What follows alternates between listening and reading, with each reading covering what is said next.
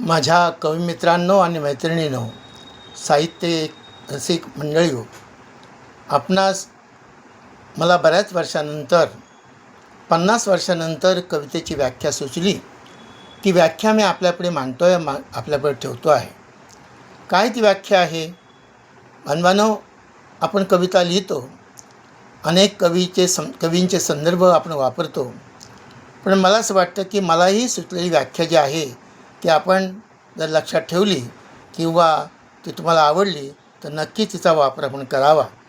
व्याख्या माझी अशी आहे की काव्याची व्याख्या मी अशी केली आहे की प्रतिभा कल्पना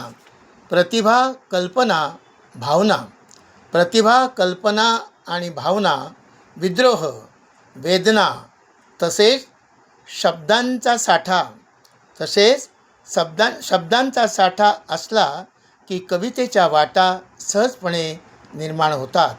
प्रतिभा, कल्पना, भावना आणि विद्रोह, वेदना, तसेच शब्दांचा साठा असला की कवितेच्या वाटा सहजपणे निर्माण होतात. या वाटेने कवी जाऊ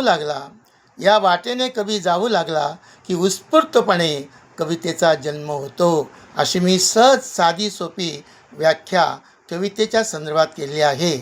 ती आपण ऐकल्याबद्दल धन्यवाद. या व्याख्येचा वापर करता आला तर करावा. आवडल्यास मला सहजपणे कळवावं अशी मी आपल्याला विनंती करतो आहे.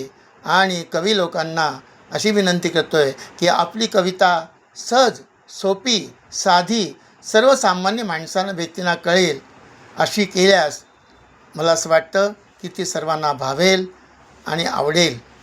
धन्यवाद. सर्वांना पुन्हा एकदा सप्रेम नमस्कार, सप्रेम जय भीम, जय संविधान, जय भारत. धन्यवाद.